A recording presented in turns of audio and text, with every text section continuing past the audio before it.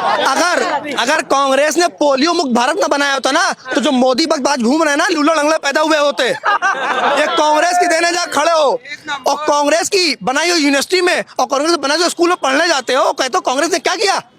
जब आपकी माता पिता बीमार होते हैं, मैं कहना नहीं चाहता लेकिन कहना पड़ रहा है, तो उसी अस्पताल में जाते हो जो कांग्रेस ने बनाया था, तब कहते हो कांग्रेस ने क्या किया। अगर कांग्रेस ने बनाया ना होता मोदी जी ना, तो आप बेच ना पाते। एम्स बनाना तुझसे कराना क्या, रेलवे का निर्माण करना तुझसे कराना क्या। रेल बेचा, तेल बेचा, बेचा अपना ईमान। मोदी जी मित्रता में इतना चूर हो गए कि बेच दिया पूरा हिंदुस्तान। देखो, चाय वाले बाबू को चाय लेके डूबेगी, चाय से बचेंगे 250 करोड़ रुपए चंदा गाय लेके डूबेगी। सुनो सुनो सुनो, और इन सब से ही बच गए तो मणिपुर, नजीब और नासिर जुनैद की माँ की हाय लेके डूबेगी। चलिए, हर बार तो जनता बोलती है, आप लोग बोलते हैं, लेकिन भाजपा जीत क्यों जाती है हर बार? भाजपा जीत नहीं रही है। उस बार जो 22 का चुनाव हुआ था, जो 60 सीटें निर्णायक थी जिन पे ये सरकार बनाए हैं, वो 100 से 500 वाली सीटें हैं। और अगर आपको सबूत चाहिए तो पूछो दलाल केशव मौर्य से कि उसका लड़का जीत पत्र लेके भागा था कि नहीं भागा था। पंडित जी, एक बहुत महत्वपूर्ण आज बयान दिया है योगी आदित्यनाथ ने कि ये कांग्रेस पार्टी है, देश का विभाजन चाहती है। और दूसरे सवाल भी ऐड कर दूं, अमित शाह ने कहा है कि ये लोग शरिया कानून लागू करना चाहते हैं। और मोदी जी लगातार कह रहे हैं कि कांग्रेस के मैनिफेस्टो में जिन्ना की मुस्लिम लीग का छाप मिलता है। अच्छा, एक मिनट, मैं तीनों का चेहरा जनता के सामने साबित कर देता हूँ। अमित कहते हैं योगी आदित्यनाथ BSc पास हैं, हमें लगता है अनपढ़ हैं।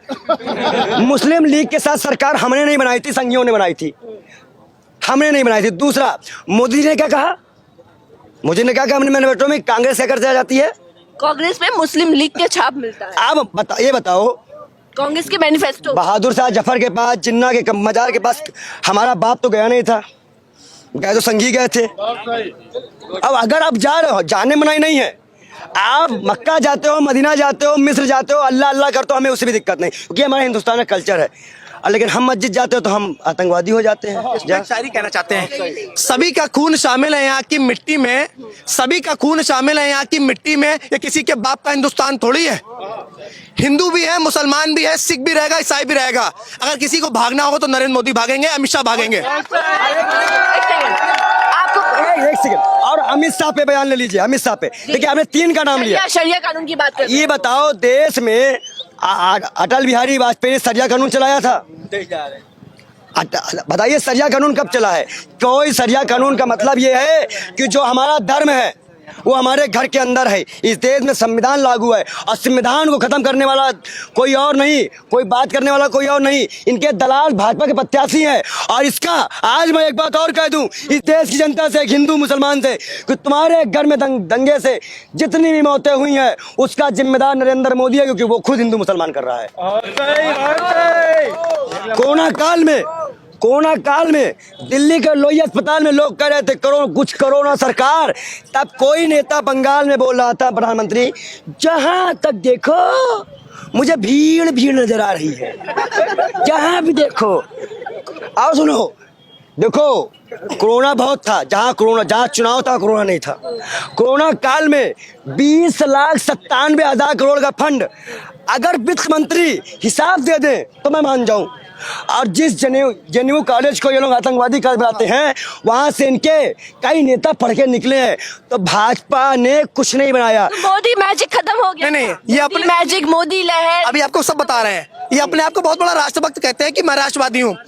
आरएसएस ने आजादी के 52 साल तक अपने कार्यालय पे भारत का झंडा नहीं फहराया, उसे राष्ट्रवादी लोग हैं, ये हमें सर्टिफिकेट देंगे। और दूसरा सवाल, नरेंद्र मोदी की डिग्री क्या है, वो कितने पढ़े लिखे हैं, ये बताएं। देश का युवा पूछना चाहता है कि देश का प्रधानमंत्री कितना पढ़ा लिखा है, ये बताएं। हम तो जानते हैं कि चौथी फेल है वो। बहुत पढ़े लिखे हैं, कहते हैं बहुत पढ़े लिखे हैं। डिग्री भी दिखाई थी प्रधानमंत्री। कब दिखाई थी? आपको दिखा सकते हैं, लेकिन हमें नहीं दिखाई। कब दिखाई? कब दिखाई? वो मसला हुआ तो तब दिखाया। कभी नहीं दिखाया। सुन तो लीजिए ना, वो यूनिवर्सिटी की डिग्री नहीं थी, यूनिवर्सिटी की थी, यूनिवर्सिटी नहीं थी, यूनिवर्सिटी की डिग्री थी। और उस टाइम पे जो महिला ने उनके साथ उस कॉलेज में पढ़ा, जिस कॉलेज की डिग्री है, वहाँ के एक महिला बहुत बुजुर्ग हैं, सीनियर हो चुकी हैं, उन्होंने कहा नरेंद्र मोदी नाम का कोई आदमी पढ़ाई नहीं यहाँ पे। एक बहुत महत्वपूर्ण सवाल है, जैसे बीजेपी कहती है कि हिंदू उनके साथ एक बहुत बड़ा वोट बैंक हिंदुओं का है। आप दोनों ब्राह्मण हैं, पंडित जी आप भी और आप भी मिश्रा हाँ। हैं। तो क्या लग रहा है ब्राह्मण इस बार नहीं है क्या बीजेपी के साथ? आप अगर भाई साहब मैं भाई साहब से ले लेता हूँ, अगर हिंदू इनके साथ है तो जब पेट्रोल डीजल बढ़ता है तो क्या हिंदुओं को फ्री मिलता है? क्या गैस का दाम तो 1000 रुपये का हिंदू को फ्री में आ रहा है क्या? जो दंगे में लोग मर रहे हैं वो फ्री में मर रहे हैं क्या? और सबसे लास्ट में एक मैं बोलूँगा, अगर ये हिंदू बनाम मुस्लिम की लड़ाई होती तो हिंदुस्तान कभी आज़ाद होता ही नहीं। ये कहते हैं कि आज हिंदू खतरे में है। देश का राष्ट्रपति हिंदू है, देश का उपराष्ट्रपति हिंदू है, देश के प्रधानमंत्री हिंदू हैं, तमाम प्रदेशों के मुख्यमंत्री हिंदू हैं, और फिर भी आज हिंदू खतरे में है। ना हिंदू खतरे में, ना मुसलमान खतरे में, ये हमारा देश खतरे में है। दलालों के दलाल से खतरे में है। हमारा देश खतरे में है। 70 साल में कभी हिंदू खतरे में नहीं आया और हिंदुओं की सरकार में हिंदू खतरे में आ गया। अरे जुमलेबाज प्रधानमंत्री है भाई, ये आपको रोजगार के मुद्दे से भटकाएगा। ये कहेगा उधर देखो युद्ध हो रहा है, तुम रोजगार पे अड़े रहना। वो कहेगा शिक्षा पे बात नहीं करो, तुम रोजगार पे अड़े रहना। 5 मुद्दे होने चाहिए जिस पर चुनाव होने जा रहा है: शिक्षा, स्वास्थ्य, महंगाई, सड़कें और यूनिवर्सिटी का निर्माण। अच्छा ये बताइए, 5 इनके मैनिफेस्टो में 75 पेज का मैनिफेस्टो है, काम की तो एक बात नहीं, मन की बात लिख के रखे हैं। आप बताइए प्रधानमंत्री जी 2 करोड़ रोजगार का नाम कहीं नहीं ले रहे, डर गए क्या? भूल गए क्या? भूला। और सुनिए, कहे थे अरे मेरी सरकार आने के बाद काला धन आएगा, सबको 15-15 लाख मिल जाएगा। एक मिनट आप देखिए, सुनिए, ऐसे नहीं तो इन्होंने कहा 15-15 लाख आएगा, तो हमने सोचा कि चलो 15 लाख आएगा, 7 लाख की शादी ब्याह हो जाएगा, 8 लाख पैसे हो जाएगा। पता चला 5 किलो राशन आ रहा है। आप बताओ, और ये है देश जनता। आज 82 करोड़ देश जनता अगर इससे मुक्ति पाना चाहती है तो मैं कसम भी अपनी कसम भी खा रहा हूँ, हिंदुस्तान की कसम, आप लोगों को कसम है अपने हिंदुस्तान की, भाजपा को वोट मत दीजिएगा। हाथ जोड़ के अपील है आप लोगों से, मणिपुर की नहीं तो पूरे देश में बहन बेटियां नंगी घुमाई जाएंगी, ऐसे मणिपुर में घुमाई गई है। 4 जून को क्या होने वाला है? आखिरी सवाल आपसे। पहले लड़े थे गौरव से, अब लड़ेंगे चोरों से। नफरत को हराएंगे, मोहब्बत को जिताएंगे, बस इतना कहना चाहते हैं। ठीक है।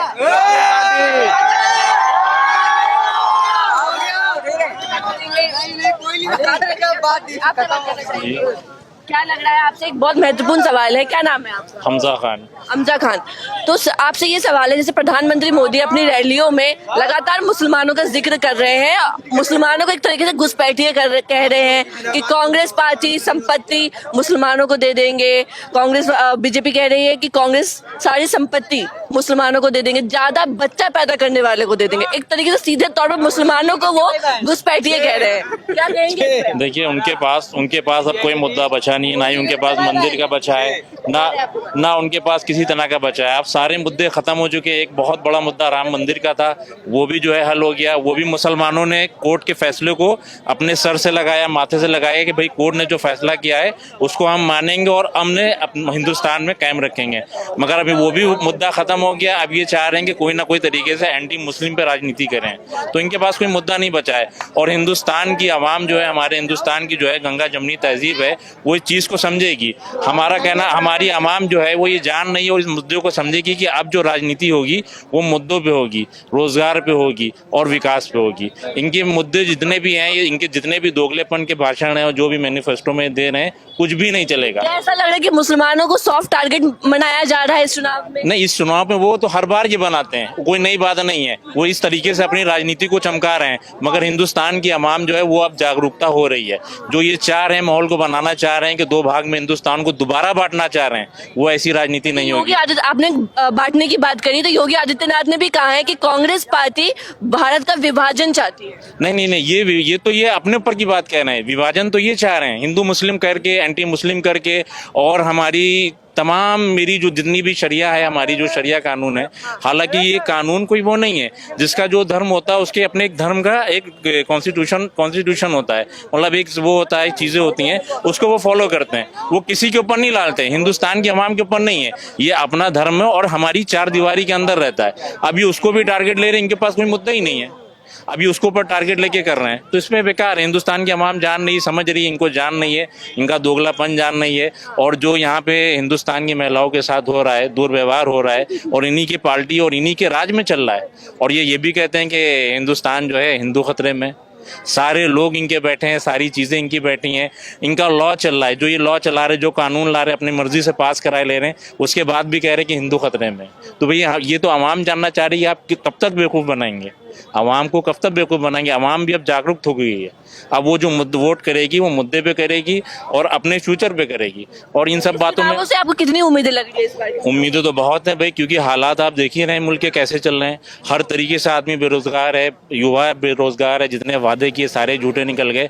अब तो आवाम हिंदुस्तान की ये चाह रही है कि अपनी बेटियों को सेफ करना, बेटियां इनके राज में कहीं पे सेफ ही नहीं है, जिसका दिल चाहता है वो, मतलब कहना नहीं चाहिए, मैं कैमरे पे कहना चाह रहा हूँ कि जिसका दिल चाहता है, जैसे दिल चाहता है वो नंगा घुमा रहा है, छेड़े ले रहा है, उठाई लिए जा रहा है, एक गुंडा राज चल रहा है। तो उसको मद्देनजर देखते हुए भाई जिसके घर की बेटी गई है या जिसके एरिया की गई है, जो भी माहौल चल रहा है, वो फिजा को ख़राब नहीं करना चाहेगा, तो वोट जो भी देगा, देखिए उम्मीदें ये हैं, कांग्रेस का जो टाइम था तो कांग्रेस के टाइम पे जो है रोज़गार भी अच्छा था और महंगाई भी नहीं थी। जब से ये आए हैं सिर्फ कर्जा बढ़ता जा रहा है और देश का अमन ख़त्म होता जा रहा है। 2014 के बाद से बिल्कुल देश की स्थिति बदल के रह गई है।